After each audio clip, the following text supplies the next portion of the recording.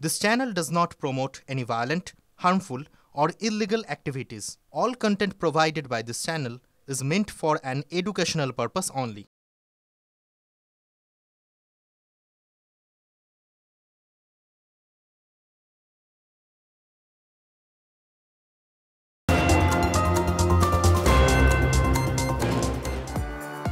আর এবার নজর রাখবো আমরা পরের খবরের দিকে। রেখা গুপ্তা, আপনারা জানেন রেখা গুপ্তার উপর হামলা এবং এরপর নীতিশ কুমার এবার বিহারের মুখ্যমন্ত্রীর কাছে পৌঁছানোর চেষ্টা।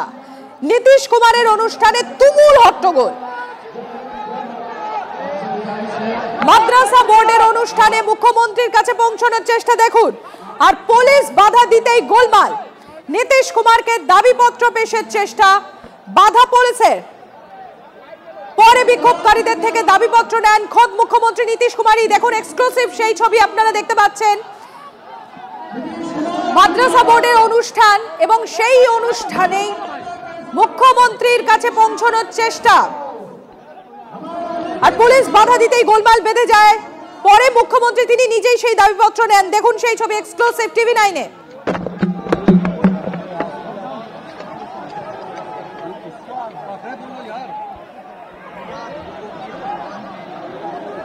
আর ঠিক যেরকম আপনাদের সামনে আমরা তুলে ধরছিলাম যে এর আগে আপনারা দেখেছেন দিল্লির মুখ্যমন্ত্রী রেখা গুপ্তার উপর হামলা হয়, অভিযোগপত্র জমা দেওয়ার নাম করে রেখা গুপ্তাকে গিয়ে চড় মারার চেষ্টার অভিযোগ ওঠে এবং ইতিমধ্যেই ব্যক্তি ধৃত, তাকে গ্রেফতার করা হয়েছে। এবং রেখা গুপ্তার পর এবার নীতিশ কুমার, দেখুন সেই ছবি, মাদ্রাসা বোর্ডের একটি অনুষ্ঠান, সেই অনুষ্ঠানে হাজির ছিলেন নীতিশ কুমার।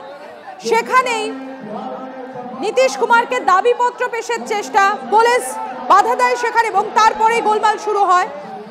পরে বিক্ষোভকারীদের থেকে দাবিপত্র নেন খোদ মুখ্যমন্ত্রী নীতিশ কুমারই। দেখুন বিহারের মুখ্যমন্ত্রী নীতিশ কুমারের কাছে পৌঁছানোর চেষ্টা, দেখুন সেখানে পুলিশ বাধা দেয়। মাদ্রাসা বোর্ডের একটা অনুষ্ঠানে বিহারের মুখ্যমন্ত্রী নীতিশ কুমার তিনি উপস্থিত ছিলেন এবং সেখানে এই তুমুল হট্টগোল দেখুন।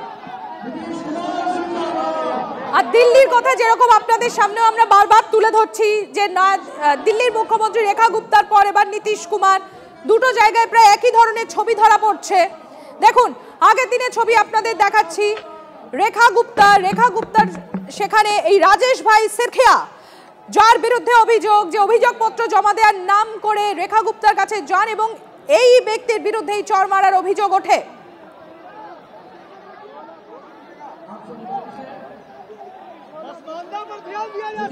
আপনারা দেখতে পাচ্ছেন বিহারের মুখ্যমন্ত্রী নীতিশ কুমার মাদ্রাসা বোর্ডের একটি অনুষ্ঠানে তিনি উপস্থিত ছিলেন এবং সেখানেই তুমুল হট্টগোল। কি কারণ?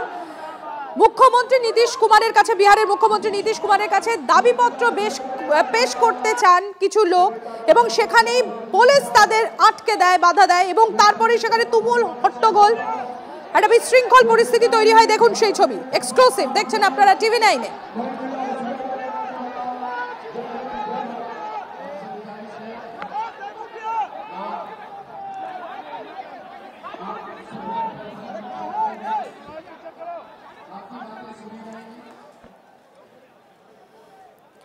আর ঠিক যেরকম আপনাদেরকে আমরা জানাচ্ছিলাম, গতকাল হামলা হয় দিল্লির মুখ্যমন্ত্রী রেখা গুপ্তার উপর হামলার অভিযোগ ওঠে।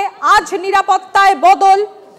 গতকাল দিল্লির মুখ্যমন্ত্রী রেখা গুপ্তার উপর হামলার পরই অভিযোগ করা হয় যে সেখানে মুখ্যমন্ত্রী নিরাপত্তা ব্যবস্থা নিয়ে সেখানে অভিযোগ করা হয় এবং সেখানে বিরোধীরাও সরব হন এবং তারপর আজ নিরাপত্তায় বদল।